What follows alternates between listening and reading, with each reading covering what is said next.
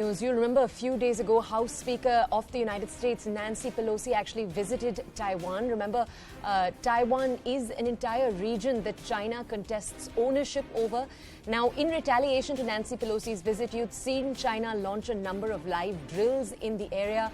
Now we're learning that the country has conveyed gratitude to all countries that voiced justice and grave concerns regarding China's belligerent military posturing. This is their exact language across the Taiwan Strait. My colleague Anand Narasimhan right now to bring us more details. Anand, over to you. Well, big statement coming in from Taiwan, where Taiwan officially has called this act of belligerent military posturing, called it out, and they have also said that the Republic of China was founded in 1912, whereas the People's Republic of China, or the PRC, under the Communist Party, was founded in 1949. And they've also said that after the Second World War, Taiwan was returned to the Republic of China, and the Chinese Communist regime has never exercised for one single day sovereignty over Taiwan, administered by the ROC, which manifests Taiwan and China, the PRC, each under separate rules of democracy and autocracy.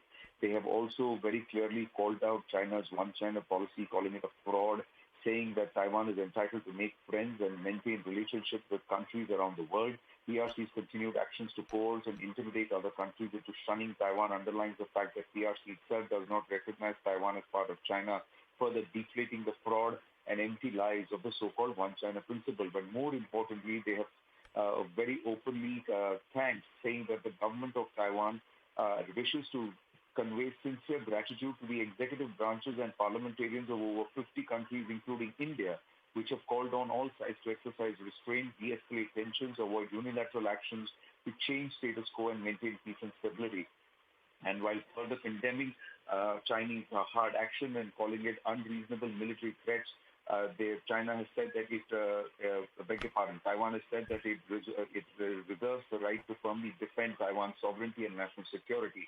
And finally, they have also gone ahead and said that they will continue to enhance their self-defense capabilities while maintaining close communication and coordination with U.S., Japan, and other like-minded nations, including India, to jointly preserve the rules-based international order and safeguard security across the Taiwan Strait and consolidate peace, stability, and prosperity in the Indo-Pacific. So that's the statement that's been issued by the Taiwanese establishment, the government there, firmly rejecting China's One China call and also any claim of sovereignty over Taiwan. They have also called out this entire belligerence and they said that this has clearly created an atmosphere of instability in the South China Sea and the Indo-Pacific, more importantly, that region of the Taiwan Strait and the South China Sea.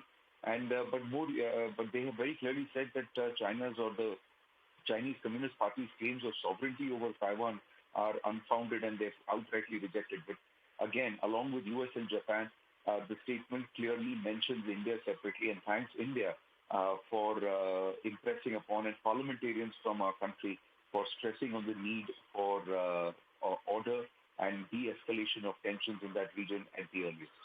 Anand, thank you for bringing us more context. Thank you for sharing the exact wording of that statement coming in from Taiwan.